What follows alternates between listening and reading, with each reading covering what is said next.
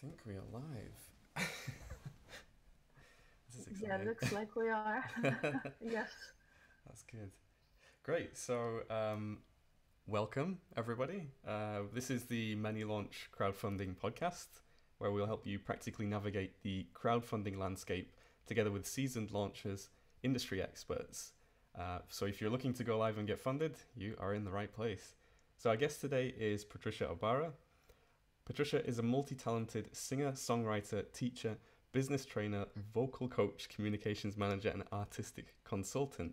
She's presented two inspiring TED Talks on the art of teaching and learning, and practices what she preaches as a passionate teacher of communication, public speaking, and English at SWPS University in Wrocław. Patrycja is a self-described restless interdisciplinarian, always hungry to learn new knowledge and explore the unexplored. Hi. Hello. I haven't quite finished yet with this extraordinary introduction. So in 2017, together with her band, the Track Toppers, Patrycja launched a music album on the Polish crowdfunding platform Polak Potrafi, which was successfully funded, produced, Yeah, and then that's right. released into the Creative Commons. So Patrycja, welcome to the show. Hi, Andrew. Thank you very much. I just would like to start by saying that we changed the name of the band. It's still the same band, but now we're called Sheila, I was which wondering we that. decided was a more intuitive name and easier to remember, probably. So we just changed it several months ago. Ah. So tell me a bit more about that. Why did you change direction with the name? What was the meaning Uh, behind that? I guess I guess, yeah, the direction changed, and the name followed, because what started as well, a very modest project, just two people, piano and vocals, turned into a huge project and double concept album. And we decided that the name, there was actually a joke at the beginning, the Tag Topers. It's a very long story. I don't want to like go into it because it's probably impossible to explain. But it started as a joke, then it stayed with us, and then we decided, okay, if we're doing it seriously, we need a name that is easier to remember and to pronounce and things. So we just changed it to Sheila. But it happened actually while we were working on the CD already. Okay. So the crowdfunding campaign was initiated under the previous name, but after we finished the campaign, we also changed the direction of our development. Got you. Good to know. So a birdie tells me that you are a vocal coach. So how might you Yeah. give advice to aspiring podcasters to warm up their voices in the morning, like myself? So after we finish the conversation, I can send you a list of exercises that you can do at home. But Okay. my favorite one is to take a plastic bottle with some water, like three quarters filled with water, and a straw, and try to make some sounds into this straw, because Wow. it basically makes your vocal cords more relaxed, and then you can talk for hours. Fantastic. It's a good tip. Yeah, I'll try that. Okay. Yeah, I strongly recommend this exercise. It's good for singers, it's good for speakers. It really helps. Amazing. I use it myself. So I noticed in one of your in your crowdfunding video, you mentioned there was a phrase in there where you were kind of describing what the project was about, and you said it will be very sad, and Hmm. I smiled at this comment because I think certainly in the UK there's this aura around trying to make everything okay, trying to make everything nice Uh-huh. and Hmm. comfortable and not confronting the negative emotions too much. And I Yeah. found it really kind of enlightening that you had a different perspective on that, and that we perhaps should be looking at those other emotions that we face as humanity. So, where did that mindset come from? And have you always thought like that? You know, it's I'm really happy that you asked these questions, because sometimes even after our gigs, people will come and say that, I would have liked it much more if it was more joyful. Hmm. But um, for me, this project is a way to actually, because it's two CDs, and they will tell two different stories. One is a story of a person in a relationship with another person, and the relationship is sometimes good, sometimes bad, life, right? And the other one is a confrontation with your own uh, demons and your own shadow. And when writing the songs, and then when thinking about the concept of the whole album, I understood that it actually is, on the deepest level, a confrontation with my shadow. So, as understood by Jung, the shadow is the most repressed aspect of our personality, which doesn't mean it has to be the bad person inside of us, but the most sensitive, the most, I don't know, the weakest, the most terrified. We don't like to Hmm. admit that we are sometimes sad, sometimes angry, sometimes afraid. But what I understood is that not admitting it makes these feelings more powerful. That if you pretend that you're not angry, you're actually angrier. That if you pretend that you're not afraid, you're actually more afraid, because you're alone with your fear, with your anger, with your sadness. So that's why I decided to talk about these things openly. And what turned out is that we have a group of fans who regularly come to our gigs, and they know they will cry, but that's why they come to the gig. They want to cry, they want to confront these feelings. And what you said, that there's this mindset that everybody should be happy and fulfilled, I think it's just not realistic and not true, and that we can't always be happy, that we all have those sadder, weaker, angrier moments. And I just want to say it out loud, that we all do. Hmm. Yeah, I think there's something strikingly human about your work, and I think I certainly appreciate that kind of being in the design world and the personal development world at the same time. Mm-hmm. And I think, yeah, confronting those, yeah, the shadow, as you put it, that's, I think it's really profound. So yeah, it's exciting to see some of your work. So how did this Thank you.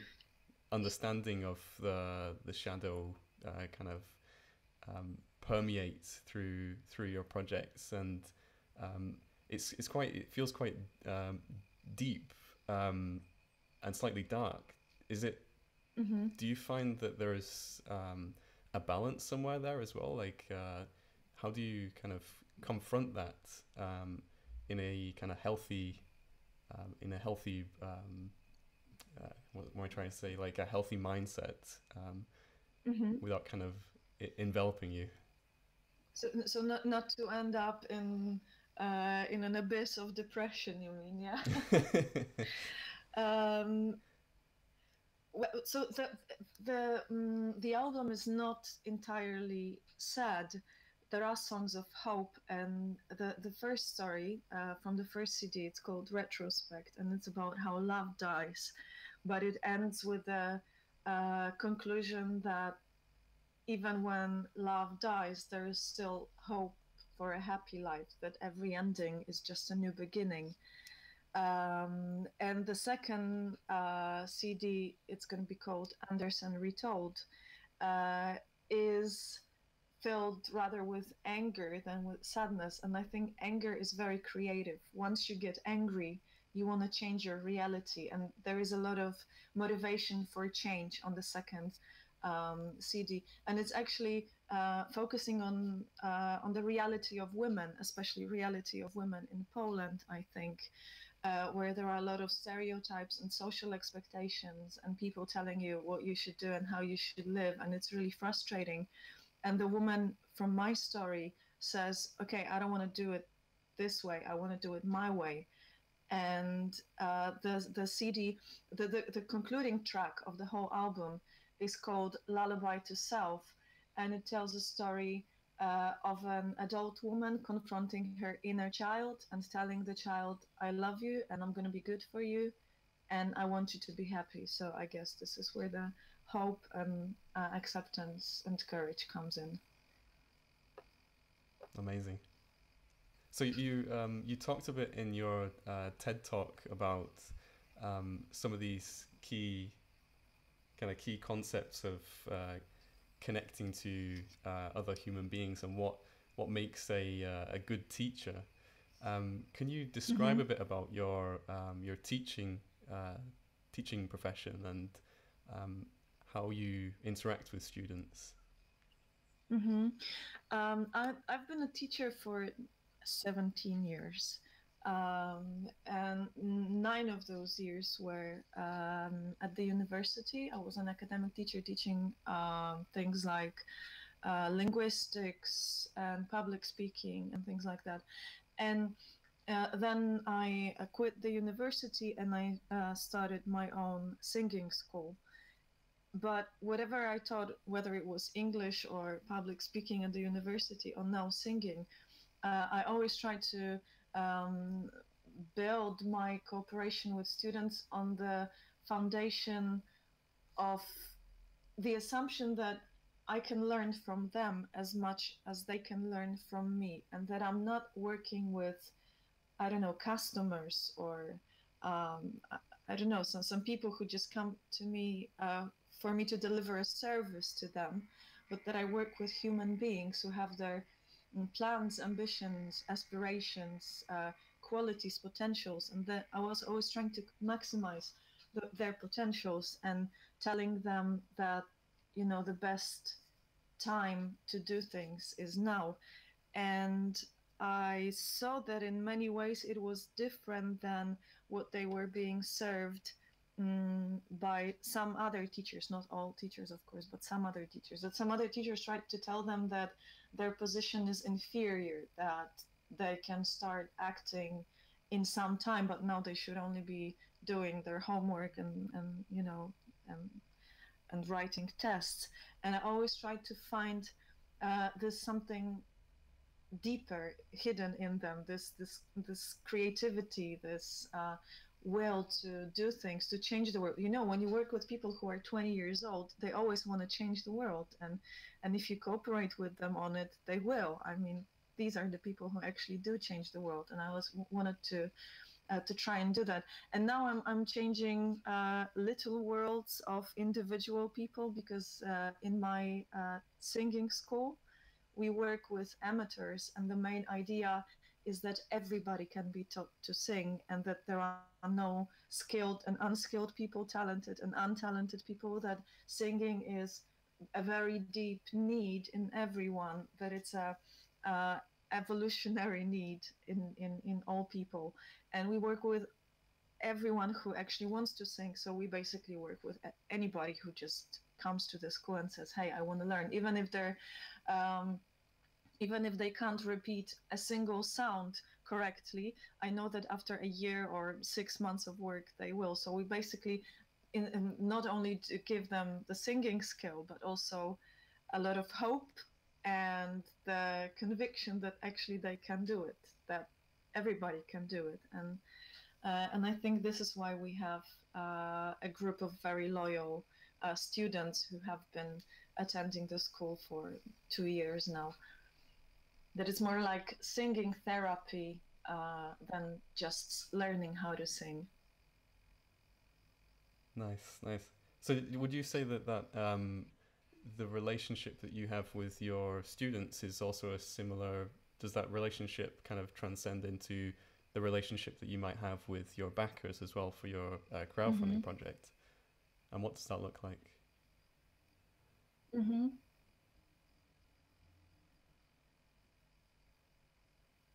Still with us? Yeah, Sorry. I didn't hear you for a moment. Okay, sorry. Now I can hear you again. Yeah, so how does that relationship with your backers look like? Is it something quite similar to the relationship that you have with your students? What are the qualities of that relationship? In a way, it was similar, because throughout the entire campaign, which lasted for 30 days, what I observed is that media coverage didn't help us a lot. And trying to reach people in an impersonal way didn't help either. The most successful way to get people to support us was actually to ask them in person to help us. So it was a very, very personal relationship. I talked to everyone, I emailed everyone, I exchanged messages on Messenger with everyone.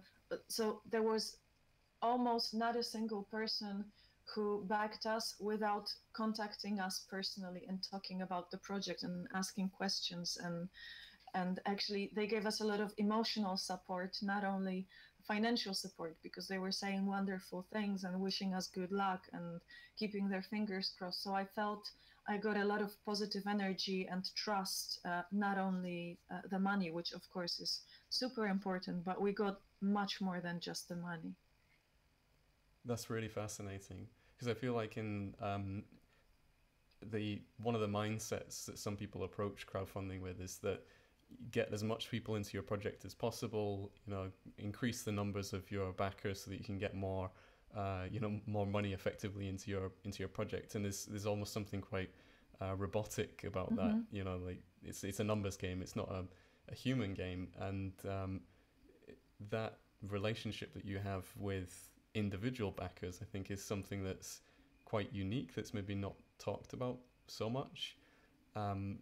How do you manage a conversation with so you had about 300 yeah, 315 backers. That's a lot of conversations. How do you manage all of those conversations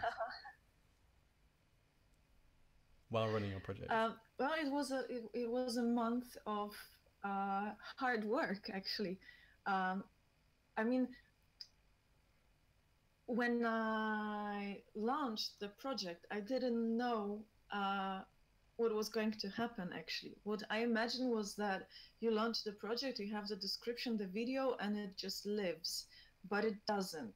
I mean, when you launch it, you also have to start the hard work. And the hard work is, I was sitting with my laptop wherever I went. I took the laptop and I got up early in the morning, and until late at night, I was just exchanging thoughts with people and asking everybody personally if they could help us. And if they couldn't help us financially, maybe they could share the link or ask their friends or find somebody who might be interested in the project.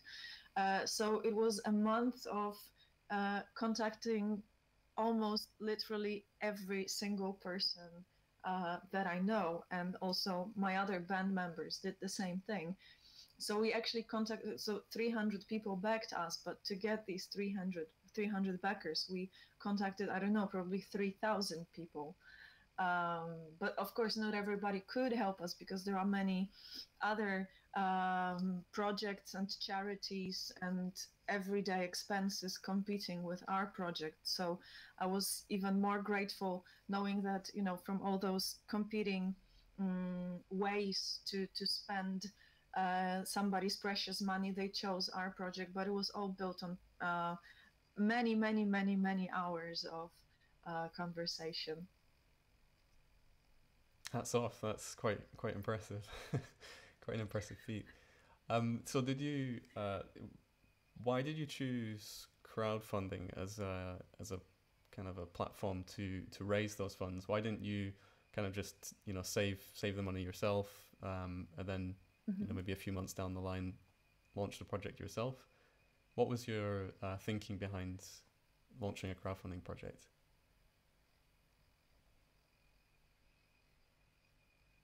Are you still with me? So I think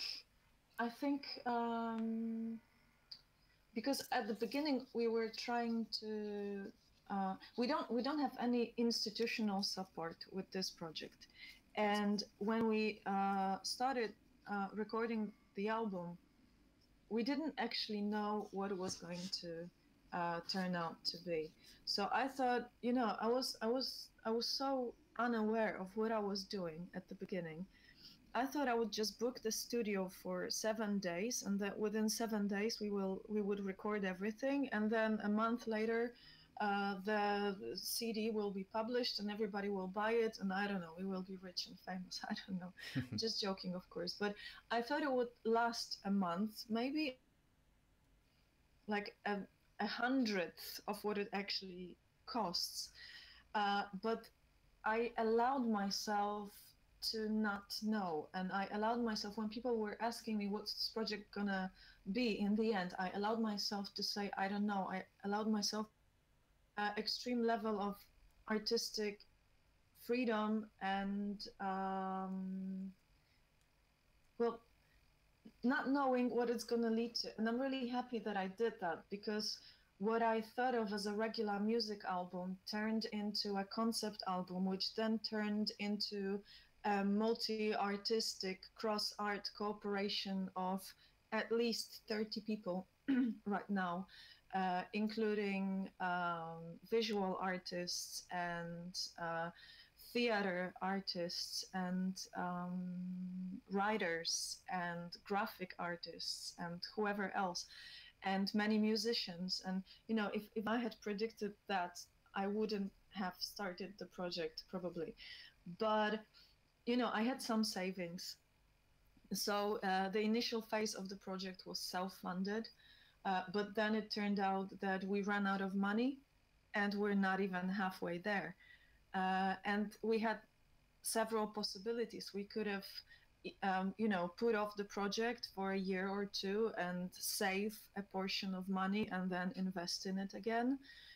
We could have asked some institutions for institutional support, but we understood that this would probably require a lot of artistic compromise, because I don't think that we would have found an investor trustful enough to invest in a project that is not commercial and probably won't pay, and it will be released on a Creative Commons license. So basically we're not oriented on making money on the project, so nobody would invest in it probably. And we decided, hey, we have a group of backers, I mean fans, supporters. Maybe they would like to participate in making our dream come true. Maybe we should ask them to be the co-producers, co-founders of the project. And it was an experiment, and we didn't know if it would work out. We didn't know if it would be successful. And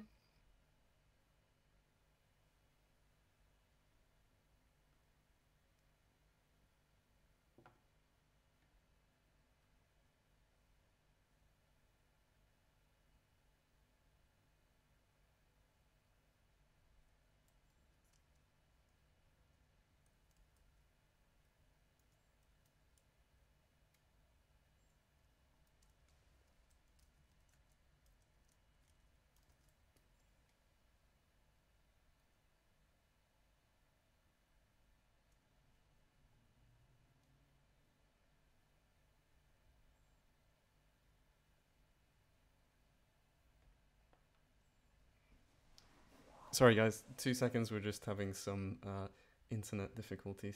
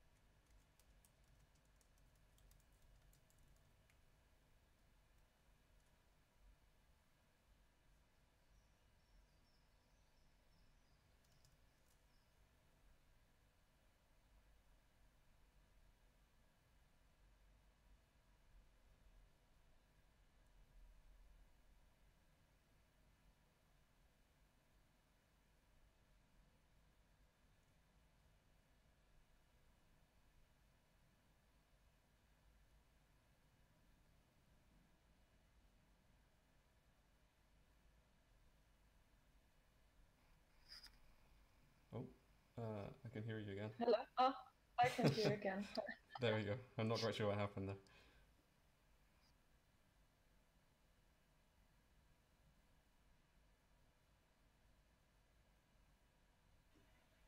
Two.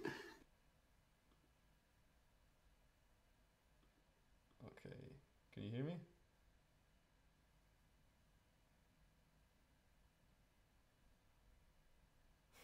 Drum roll.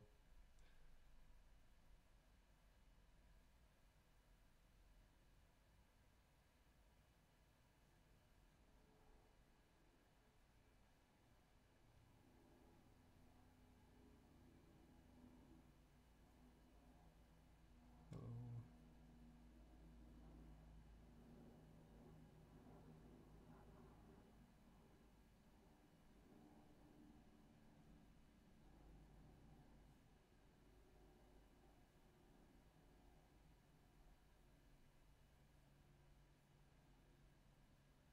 Hello. Can you hear me, Patricia?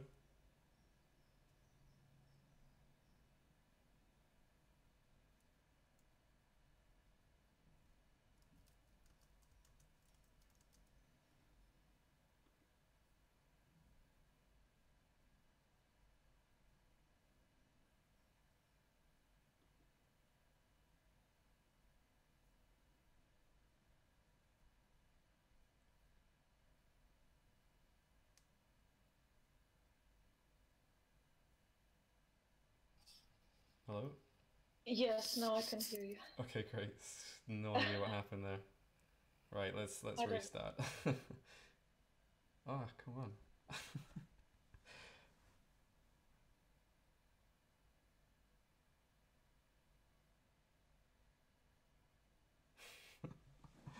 Ah, I can't be kidding me.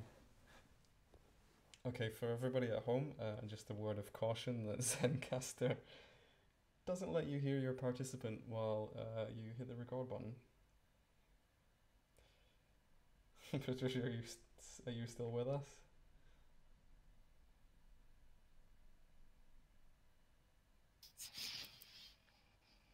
Hello? Yeah, hello. Okay, let's not hit the record button this time. I'll just record it from the other device. Okay, yeah, because we seem to lose each other when we start recording Yeah, which is for really some bizarre reason. for a piece of recording software. Yeah, that's true. Okay, let's take a step back. So where were we with our conversation here? I was talking about how the project changed from a small Yes. to a huge one. Uh, but I don't remember what your question was. So Yeah, let's take a new line of questions, and maybe we'll okay, come back to okay, this. I think it's technical okay, sure. details completely derailed the conversation. Um, Yeah. so who would you describe your what would you describe as your audience? You know, where do you go to find people who are interested in your projects, and what inspires them to back you? I think most of them were friends and acquaintances. So there are 6 people in the band, so together we have many friends and acquaintances, and they have their friends and acquaintances. So there were some people who not only backed us, but also they asked their friends to back us. And we also tried a media campaign, social media and traditional media. But perhaps for some people it works very well, and maybe for more popular projects, for people who are already famous and talked about, it might work very well. But in our case, it didn't help much. So there were um, some backers from outside the inner circle, but most of them were people who actually knew us personally or their friends. So I think in our campaign, the personal relationship was the most important factor. Nice. So, with just to kind of come back to our conversation, I think before we left, Um, you were talking a little bit about the collaboration and how the project evolved. How important is that collaboration, do you feel? Like you said that your original idea had taken many different evolutions. What what advice would you give to somebody who perhaps is quite precious about their idea, or maybe is a bit daunted by that idea of collaborating with others, and kind of managing all those collaborations? You mean collaboration on the campaign itself? Yeah, and your idea, actually, how that's evolved with conversations. I wouldn't have done what I have if it wasn't for the people who worked with me on it. And I think that the important and very difficult part of collaborating on any project is finding the way to make everybody find something for themselves in this project. That, especially if you don't have the money to pay people for what they do, which I don't. I can't offer them money for the rehearsals, for the gigs, for writing songs with me, because I simply don't have the resources to do that. So I was always thinking about it in a way, like what would make them feel satisfied, what would be a different kind of reward for the people who cooperate with me. So maybe somebody wants to be a composer, maybe somebody wants to tell a story through the music, maybe somebody wants to experiment with their instrument, maybe somebody wants to take a song and turn it into something completely different. So I try to find ways to give people satisfaction other than financial. But on the other hand, among this democracy and this collaboration, as in doing everything together and everybody can have a say and everybody can influence the project, there always must be a leader. There always must be somebody who makes decisions, however difficult that sometimes is, somebody who takes more work on their back than other people do.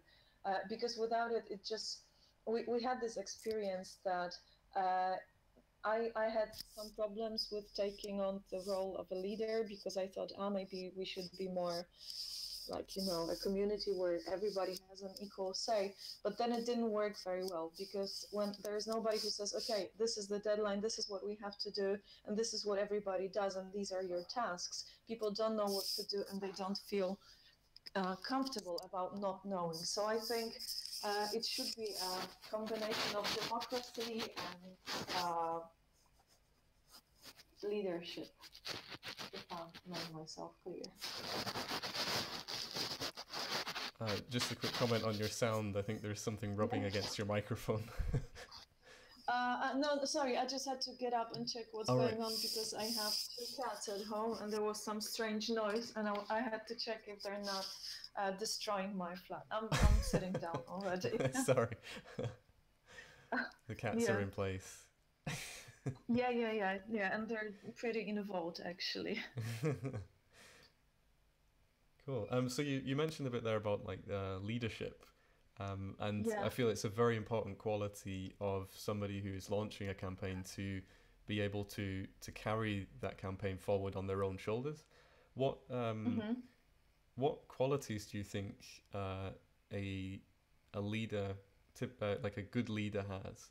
And what advice would you give to somebody who's aspiring to launch who might not have the confidence to lead their idea yet? Preparation, I think, is very important. And if I was to do it again, start the crowdfunding campaign, I would have prepared much more and much better, and I would have done more reading, and I would have talked to people more, because there were many things I didn't know, which probably made it more difficult to organize the campaign and to run the campaign and to manage the campaign.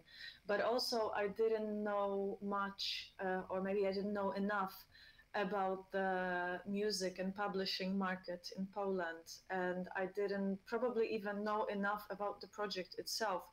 I mean, that was my conscious decision not to plan and design everything, just to start doing it and see what happens.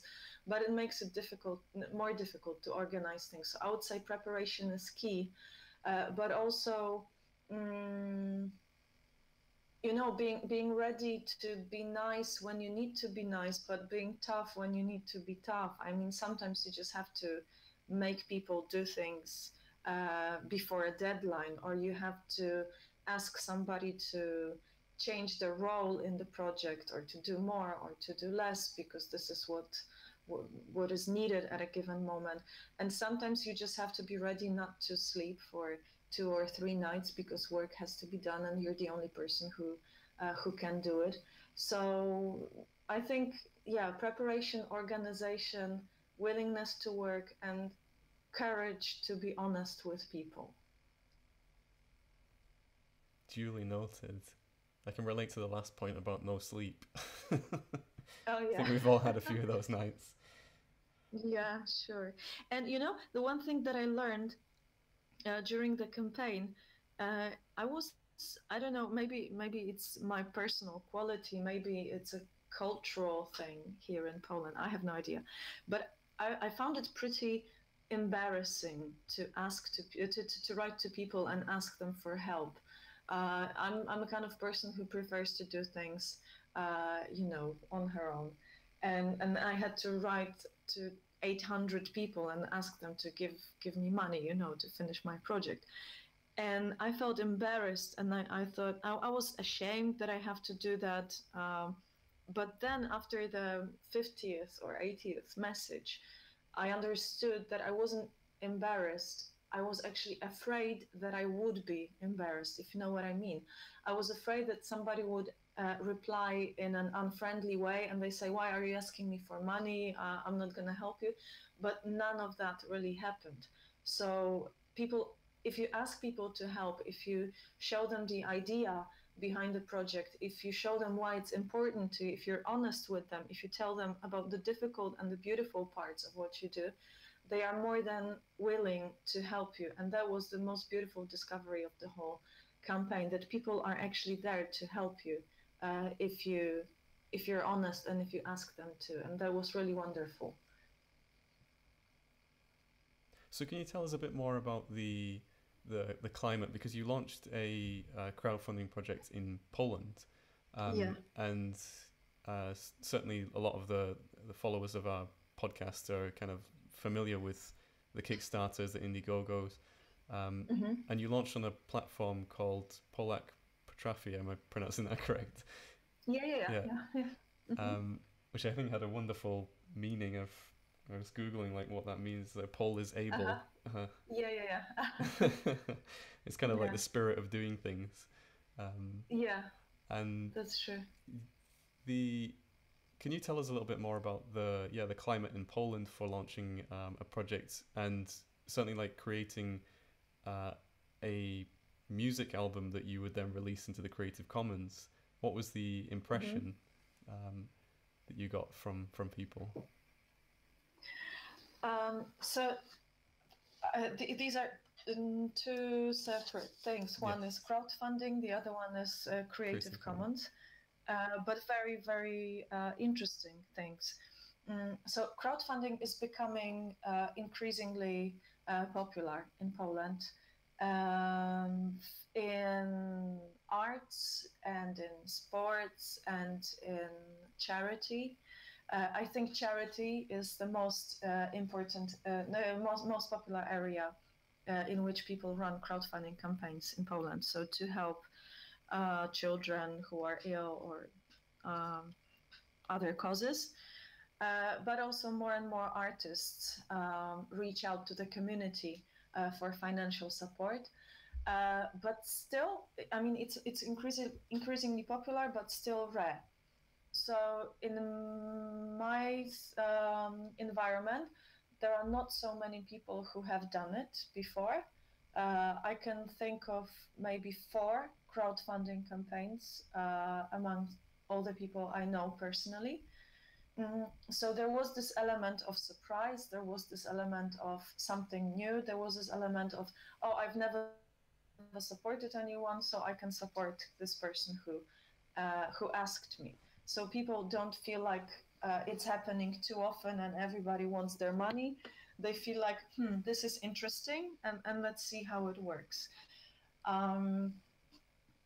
I think maybe it's more typical of Polish culture that artists, the first step they take is to ask an institution for help. But also, many artists in Poland are thinking of ways to capitalize on their art, I mean, of ways to sell it.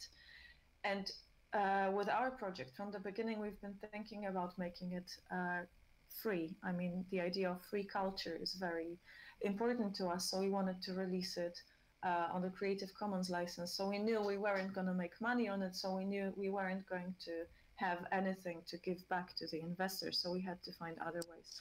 And as far as Creative Commons is concerned, it's a completely different issue.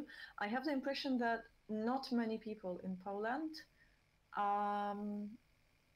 get the idea of Creative Commons. I mean, they've heard something, they know about Wikipedia, they know that there are some resources they could use, but they don't know they can release their own album on this kind of license. And when I tell them that we're going to do that, they don't actually understand why we're doing it very often.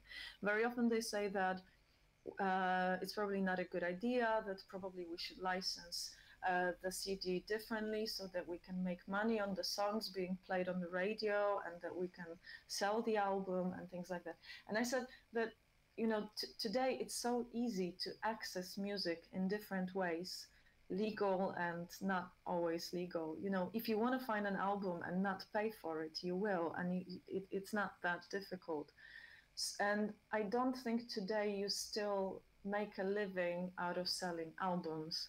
So we decided we were going to give our music away for free, especially that I don't think it's going to be played on the radio because our songs are like 7 minutes long. So no radio will play them regularly.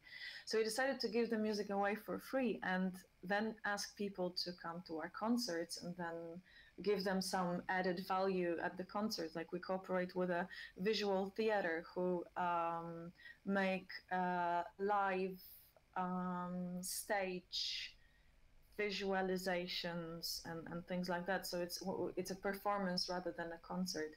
So people want and are ready to pay for this extra value.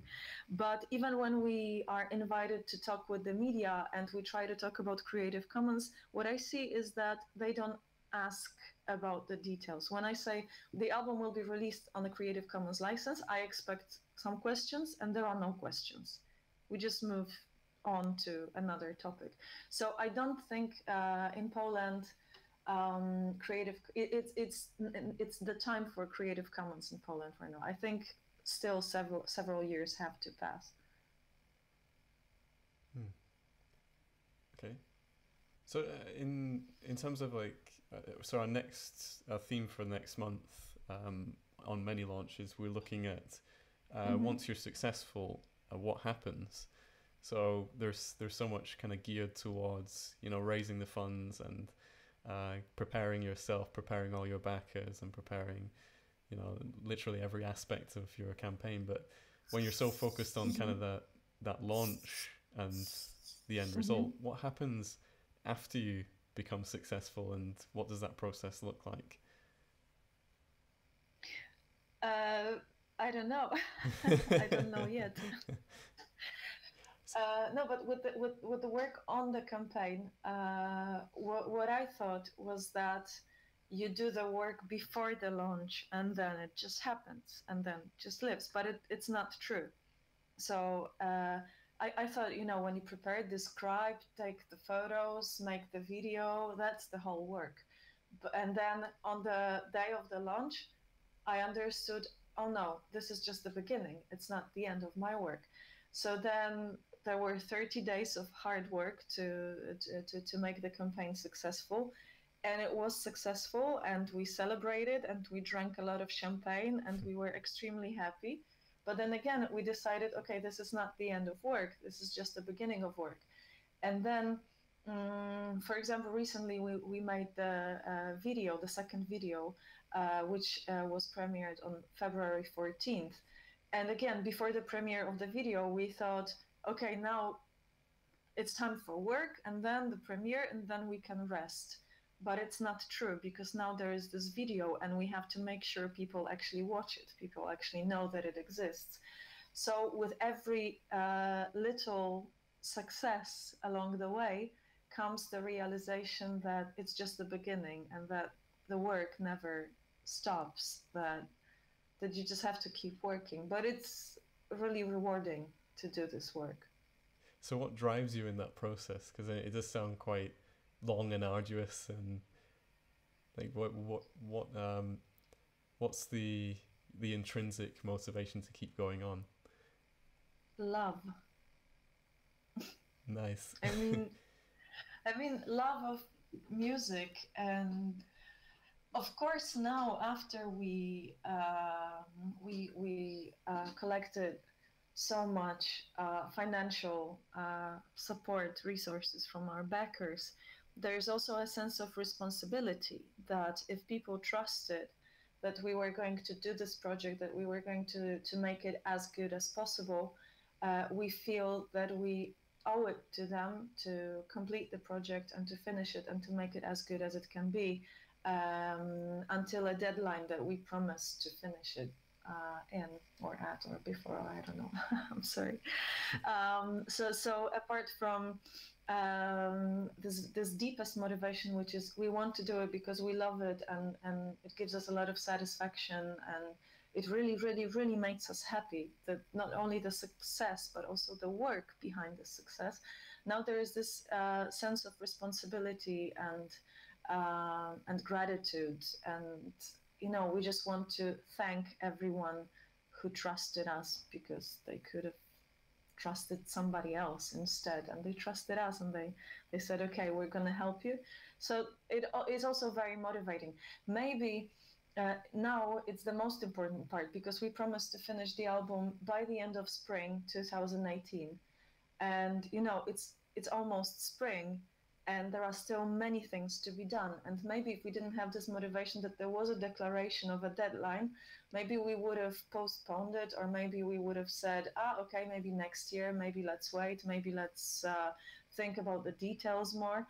But now we know we just have to work as hard as needed for the project to be completed on time. So I think this is the external motivation that we now got from the campaign. Amazing. So where do you see in the next year you guys will be, or in the next 5 years? I know that's like maybe something your typical career tutor might ask you in a conversation. But how do you see your project kind of progressing? So probably I wouldn't get the job, because my answer is I don't know. And like I said before, if you had asked me a year ago what the project was going to be in a year, I would have said I don't know. I mean, I thought I knew, but like when I look back, I had no idea. I had no idea what I was what I was doing, and what it would end up in the end. So I don't know. I know that we have to finish the CD. We have to publish it. I mean, we want to, and we're planning to do this big gig on the day of the premiere. And we want all the 30 people who cooperated on making the album, we want them on stage. And we want all our backers in the audience, because we promised to invite everybody who backed us to the premiere show. So it's going to be a premiere, but also a way to say thank you and to summarize everything we've done. And then, well, what can I say? The work begins. Then the work begins. Then we have to make sure that people know that there is a band called Sheila, and that they released this album, and that there is an idea behind it.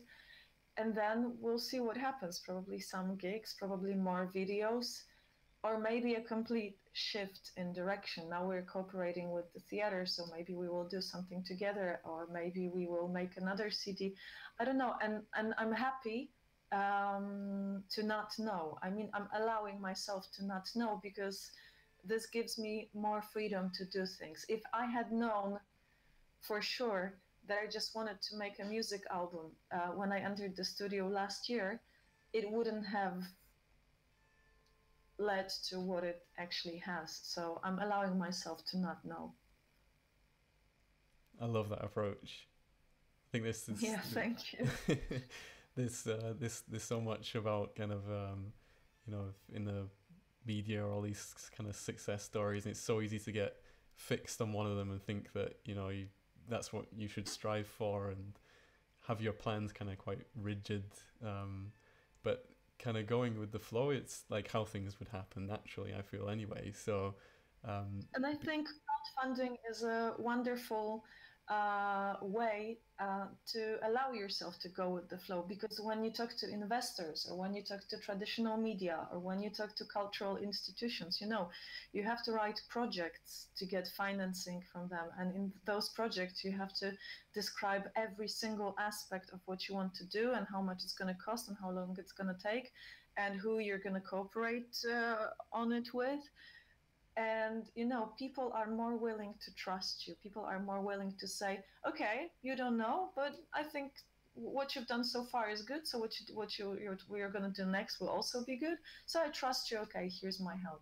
So that's also, I think, what makes crowdfunding so special, that individual people are just more willing to say, okay, you're an artist, you have the right to not know. amazing. And so where can folks find you, find Sheila, and follow you or attend your event that you mentioned? We're on Facebook. We're called Sheila Project. Sheila spelled Shela. So not like the name, but like she, the female part, and la, the music part. So Sheila Project on Facebook. And I also recommend that you visit the Facebook of Cloud Theater, theater with ER in the end. This is the other artistic group cooperating with us, and the group that made our 2 videos, and the group that we do concerts with. They do our visualizations. So Sheila Project and Cloud Theater on Facebook. Fantastic. So thank you, Patrycja, for sharing your journey with us today, and we wish you all the best. Thank you very much for the invitation. Thank you. No problem at all. It's been a pleasure having you. And thank you to everybody who's tuned in to listen. I don't think we've got any questions on our social media channels, so we're going to wrap up on that end. So yeah, thank you, everybody. Thank you, Patrycja. Thank you very much, Andrew. Thanks. Okay, I'm just going to disconnect that. Okay.